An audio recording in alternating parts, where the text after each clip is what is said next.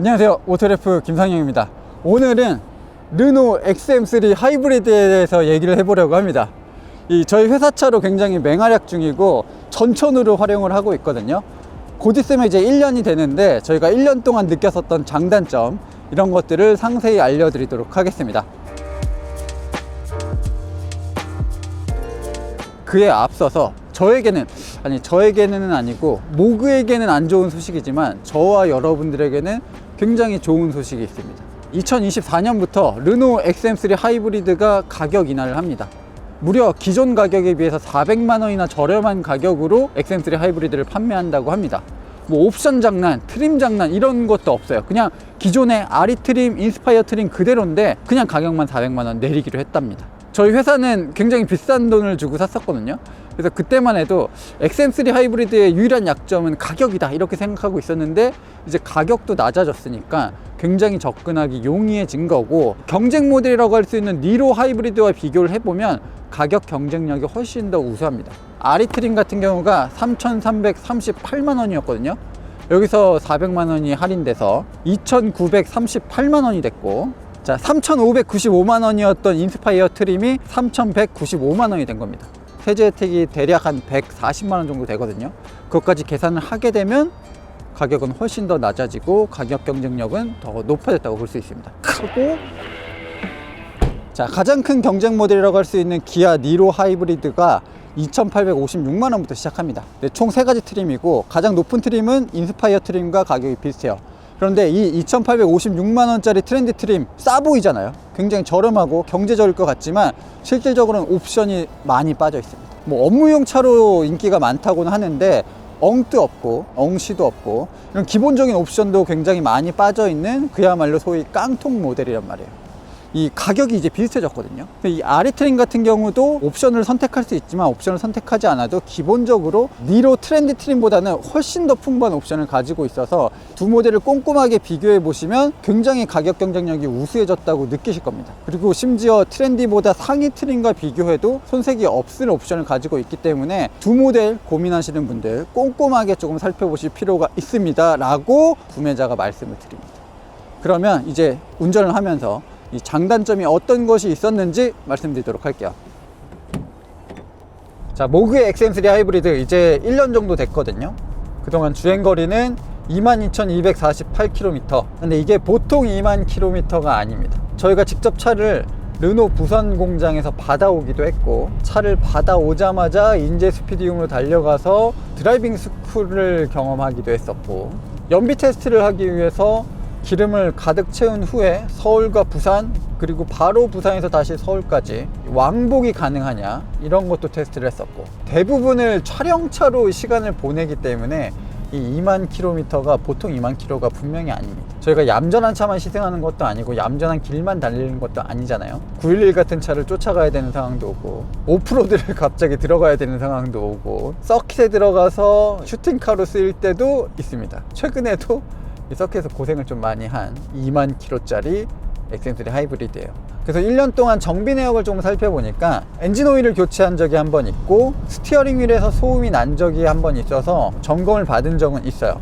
근데 그런 것들 뭐 전부 다 고쳐졌고, 그 외에는 뭐 어떤 고장도 없었습니다. 그래서 험난한 1년을 보내고 있음에도 굉장히 잘 버텨줘서 너무나 고맙고, 제가 생각하는 가장 큰 장점은 이런 내구적인 측면이에요. 그런데 저보다는 어쨌든 촬영을 하는 PD들이 이 차를 가장 많이 타거든요. PD들한테 여러 가지 의견을 물어봤었는데 그 중에서 나온 장점 중에 하나는 주행 감각이었습니다. 일단은 하이브리드 자동차를 처음 경험하는 PD들도 있었고, 정말 다양한 환경 속에서 이 차를 몰잖아요. 그런데 하이브리드 파워트레인 때문에 생기는 이질감들, 이런 것들은 전혀 없었고 굉장히 편안하게 언제나 주행이 가능했다고 합니다. 그리고 무엇보다 언제나 동일한 느낌으로 출발을 하거든요. 시동을 걸면 엔진이 바로 돌 때도 있거든요. 근데 구동을 하는 것, 바퀴를 돌리는 거는 언제나 전기 모터가 출발을 담당해요.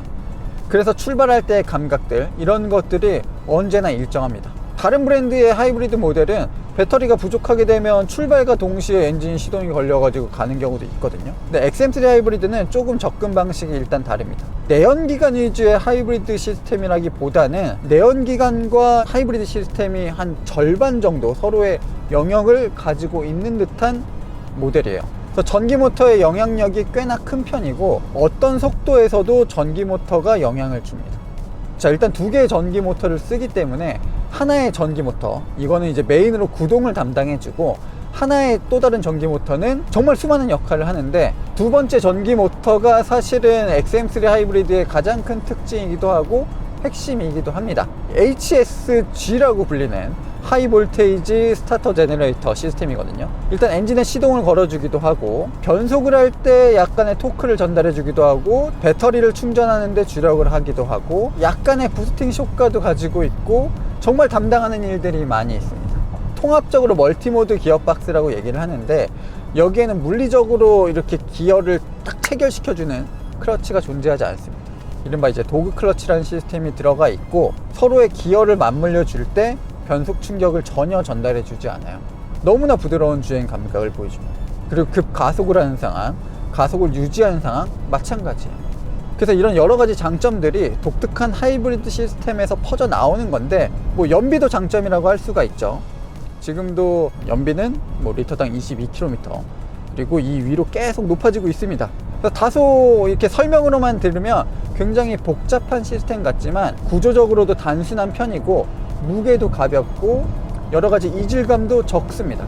이런 시스템은 르노가 그동안 F1에서 오랫동안 파워트레인을 만들었기 때문에 가능한 시스템이거든요. F1에서 사용됐었던 이 하이브리드 시스템이 굉장히 간소화돼서 XM3 하이브리드에 들어와 있는 거고, 그래서 모든 영역대에서도 전기 모터가 영향력을 발휘하기도 하고, 충전도 빠르고 충전된 배터리를 활용하는 것도 뛰어난 성능을 가지고 있어요. 특히나 구동을 담당하고 있는 전기 모터의 출력이 꽤나 높습니다. 최고 출력이 그렇게 높은 편은 아니지만 최대 토크 측면에서는 이 장착되어 있는 1.6L 내연기관 엔진과 거의 다를 바가 없어요.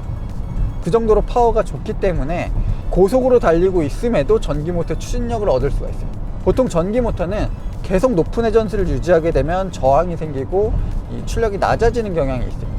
그런데 2단 변속기와 같이 맞물려져 있잖아요. 그러다 보니까 회전수에 따른 출력 조절하기도 용이한 편이고요. 그래서 높은 속도로 자동차가 달리고 있어도 전기 모터의 영향력 안에 들어와 있다는 거죠.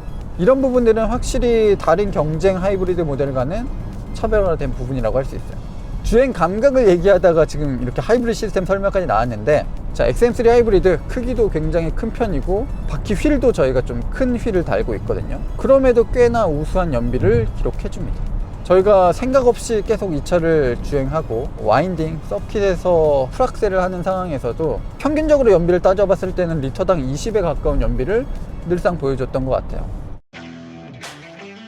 승차감을 장점으로 뽑은 직원도 있었습니다. 승차감이라는 건 일단 좀 절대적인 건 아닙니다.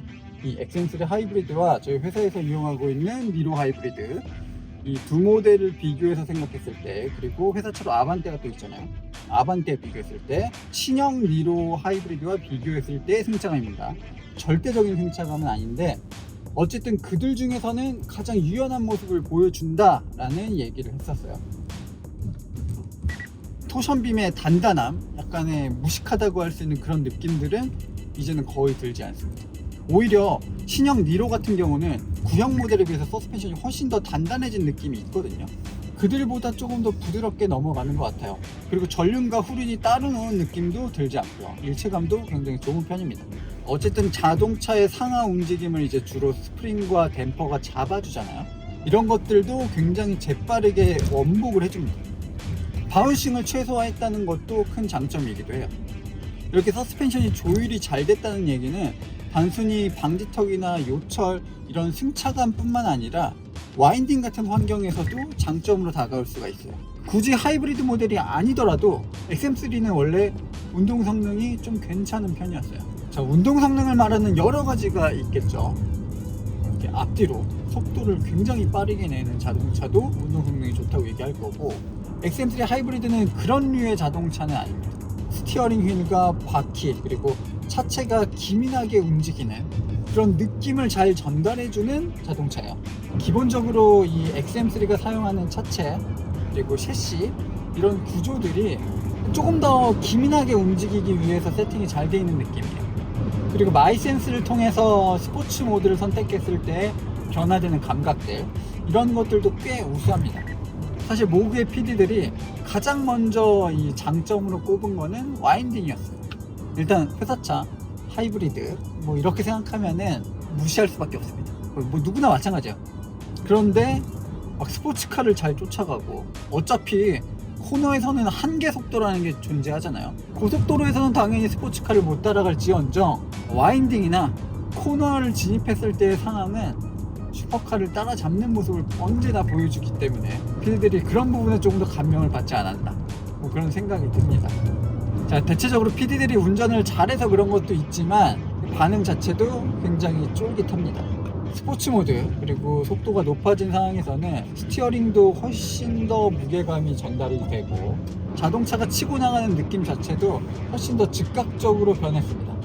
스티어링의 조작, 뭐 페달 반응, 서스펜션의 움직임, 여러 가지가 굉장히 조화롭고 자동차를 정말 재밌게 만들어주는 요소로 작용을 하는 것 같아요.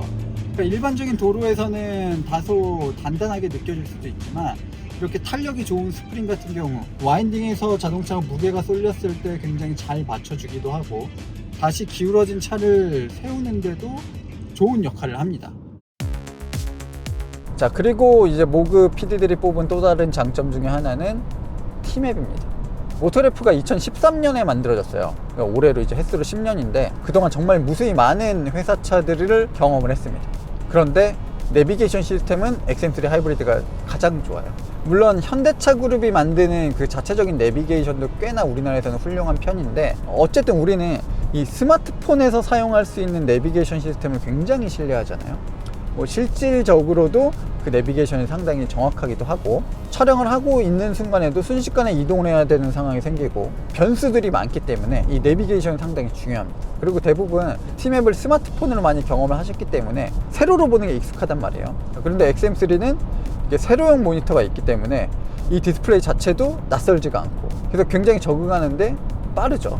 자, 이렇게 신뢰감을 주는 내비게이션 시스템이 기본으로 들어가 있다. 이것도 XM3의 가장 큰 장점이기도 합니다.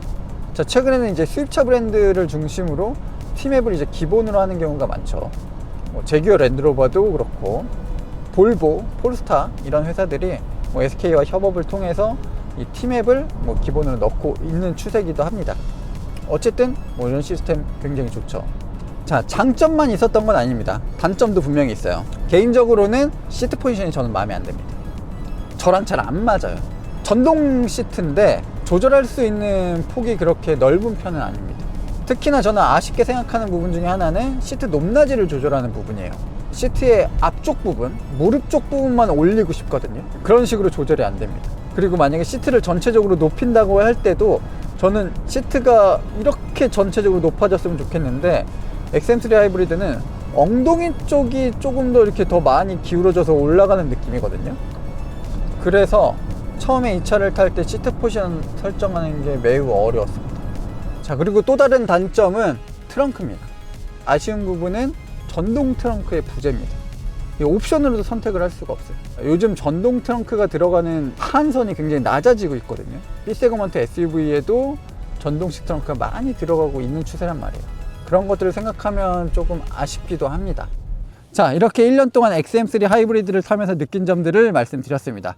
좋았던 점도 있었고 안 좋았던 점도 있었지만 대체로 좋았던 부분이 훨씬 더 많았던 것 같아요. 그래서 애착이 많이 가기도 하고, 앞으로도 모그 직원들의 발이 돼주고, 그리고 훌륭한 촬영차로 계속 쓰일 수 있을 것 같습니다.